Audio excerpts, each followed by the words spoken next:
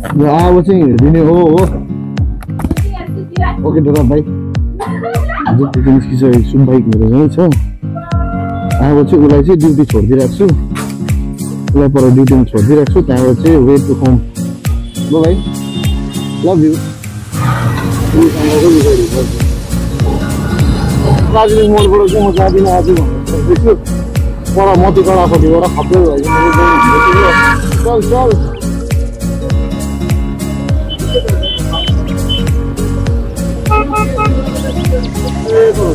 मोडो एकदम अर्कै भइदिन्छ क्या अहिले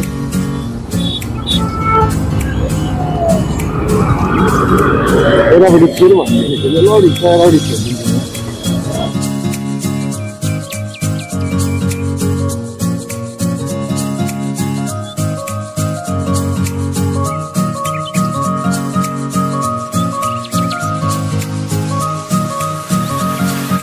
अब चाहिँ हिँड्दिने हो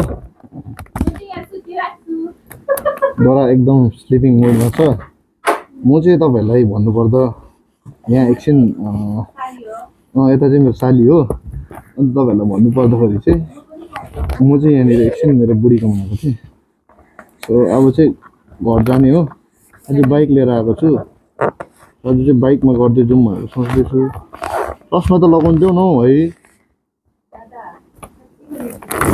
के अरे यो आइरहेको छ नि यो त डोराको आइरहेको छ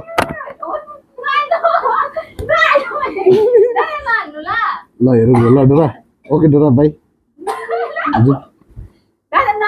ओके ल गाइस अब चाहिँ म निस्किसकेको छु बाइक चाहिँ तल पार्क गरिरहेको छु हो अब चाहिँ सिधै दार्जिलिङ जानुपर्ने छ टी सर्टमै छ अहिले चाहिँ बाटोमा चेन्ज गर्नु पर्ला जस्तो छ यहाँ त गरमै छ माथि चाहिँ जाडै छ होइन गरम छ नि त कति यहाँनिर माथि पुगेपछि चेन्ज गर्छु नि ग्लोभ सब्सहरू छ मेरो हो ग्लोभ्सहरू लाउँछु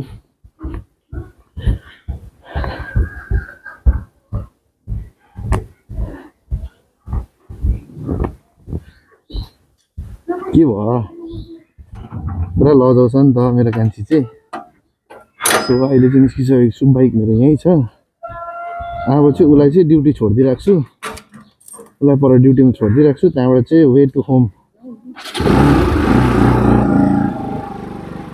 सो गाइज अब चाहिँ सफर चाहिँ स्टार्ट भइसकेको छ तपाईँलाई भन्नुपर्दा चाहिँ माइकमा हल्का विन्ड ब्लास्ट हुन्छ होला हो आज चाहिँ मैले किनभने यहाँ माइकको हेलमेटको माइक चाहिँ मैले निकालिरहेको छु अलिकति वायर प्रब्लम भएर अर्को एक्सटर्नल माइक अर्को भ्लग गर्ने माइकबाटै गर्दैछु आज चाहिँ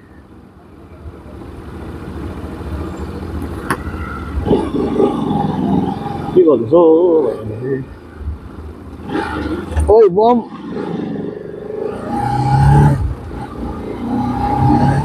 अब कान्छी के छ अरे भनाइ के छ तिम्रो भनाइ के छ तिम्रो भनाइ केही पनि छैन कस्तो केही नभएको अन्त अब कहिले नेक्स्ट छुट्टीमा चाहिँ आउने अरे घर अब नेक्स्ट छुट्टीमा चाहिँ आउँछु भन्दैछ मेरो कान्छी घर अब चाहिँ एक्लै नै जानु पर्ला जस्तो छ अब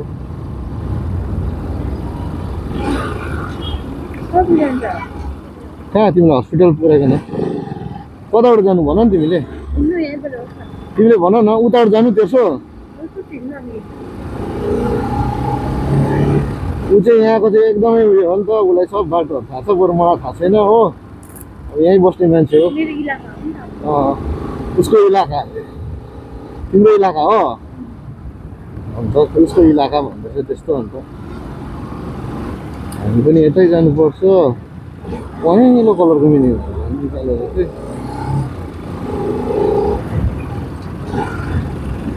बम्पर त कम त छैन यहाँनिर है बम्पर चाहिँ कम त छैन है यहाँनिर बम्परै बम्पर हामी चाहिँ यहाँबाट चाहिँ टर्न लिनुपर्ने हुन्छ हो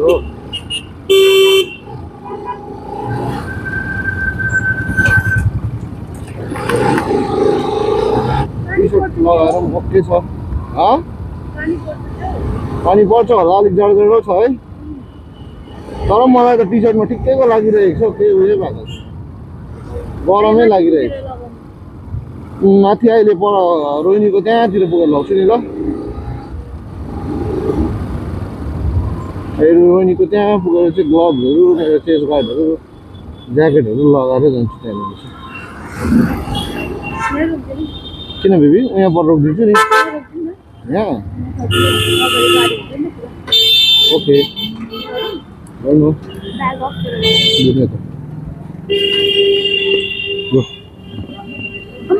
बिस्तारै झर्नु भाइमा यता आउनु हौ यता आउनु यता भाइ कान्छी ल भाइ लभ यु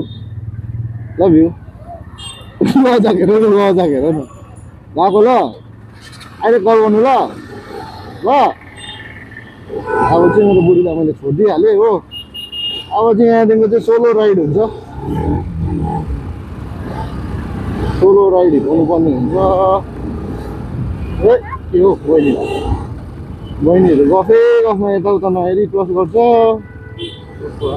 अब यहाँबाट चाहिँ नेपुटिता रोडहरू चाहिँ सो नेपुटिता रोड छोडेर चाहिँ म डाइरेक्ट परको हाइवे निस्किँदैछु। त्यहाँदेखि चाहिँ हाइवे हिट गर्नुपर्ने हुन्छ। मैले कति भएको थियो नि त सिलगढीमा राइड नगरेको, ड्राइभ मात्रै भन्नुहुन्छ क्या, राइड नगरेको निकै भएको थियो।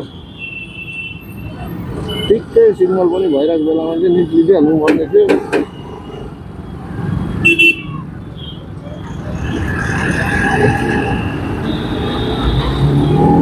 दिन त अधुरो अधुरो हुँदै जाँदैछ। आज त पानीले भेट्छ कि क्या हो भन, पानीले चाहिँ नभेटोस् न होइन। अरू त अरू दुरै छ, यहाँको ट्राफिक चाहिँ एकदम लामै हुन्छ नि त क्या सिग्नल।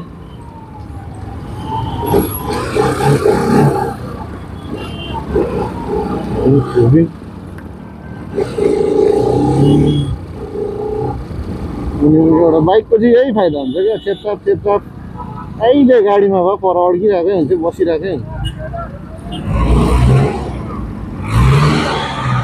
पुलिस अङ्कलकै पछाडि बस्नु।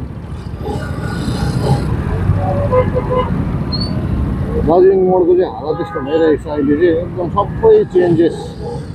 बाटो बढाउने हेऱ्यो नि त, त्यही कारणले गर्दा यहाँ चाहिँ त्यसको कन्स्ट्रक्सन चलेको छ। बाटो पनि यस्तो भइरहेको छ फिलहाल चाहिँ, त्योबाट छिर्यो ल।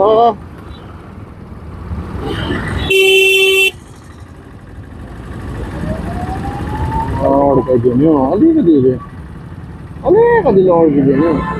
त्यो गाइस तपाईँलाई भन्नुपर्दाखेरि चाहिँ म चाहिँ दार्जिलिङ मोडमा फिलहाल चाहिँ दार्जिलिङ मोडबाट चाहिँ म जाँदिनँ आज भनेर सोच्दैछु। पर मतिगडापट्टिबाट खप्रेल भएको मैले जानु हुँदैछु।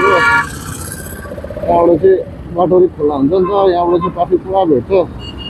सो ट्राफिकलाई चाहिँ इग्नोर गरिदिएँ मैले। लु गोद्रेज लगेर गइहाल तिमी, गोद्रेज लगेर गइहाल। त्यहाँबाट चाहिँ जाँदिनँ म आज चाहिँ म परबाटै जान्छु। आफ्टर लङ टाइम चाहिँ मैले भ्लग गर्दैछु होइन।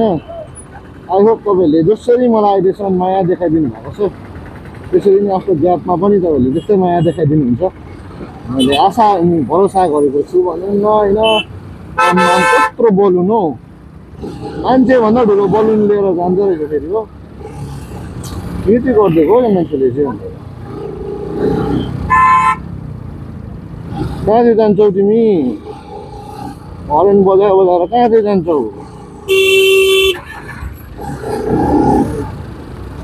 के हो भन, कस्तो झिट लाग्दो मान्छेहरू हुन्छ कि।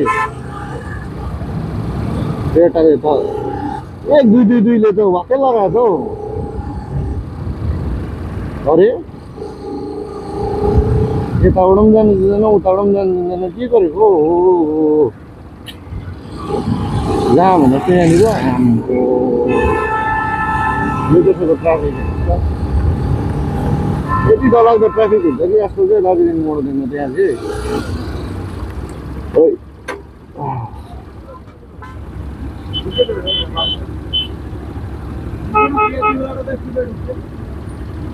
के चाहिँ भयो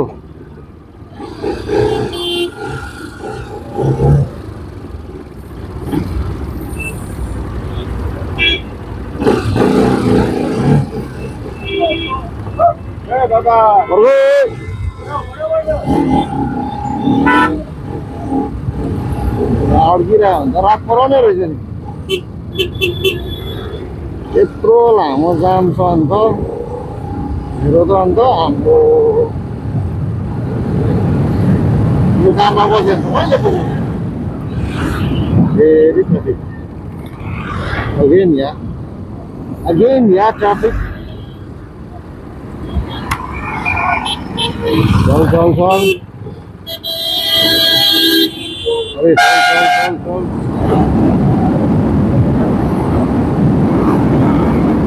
चल यस्तो मैला घुमेको गरौँ पनि अब के भन्नु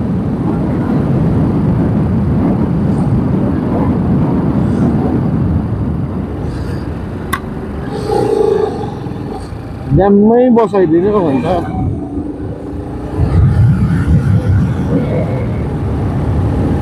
माथि त जाडो छ होला पानीहरू पनि भइरहेको चाहिँ ल्याइदिन्छ कालो कालो हुन्छ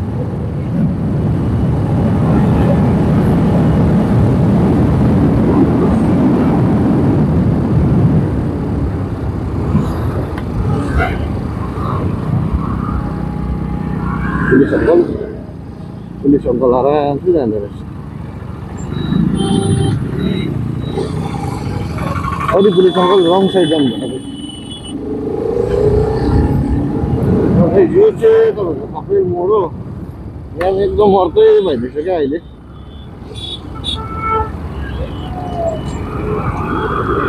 यतापट्टि छिर भनिदिएछ त्यसले लडिक छ लडिक छिरिदिन्छु म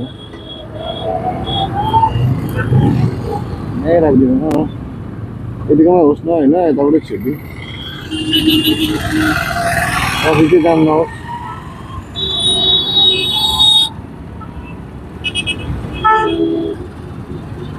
यहाँको सिग्नल चाहिँ यस्तो साह्रो लामो हुन्छ कि अब प्रायः नै अब जहिले पनि याद गर्छु भयङ्कर लामो सिग्नल तब त खोल्नु चाहिँ भयङ्कर टाइम लाग्छ यहाँको सिग्नल चाहिँ हो दिस इज कपिल मोड मतिगढा चल हाम्रो टर्न हो लो त्यसले जाऊ भन्दियो नि जाऊ भनेको लागि चाहिँ गइजाऊ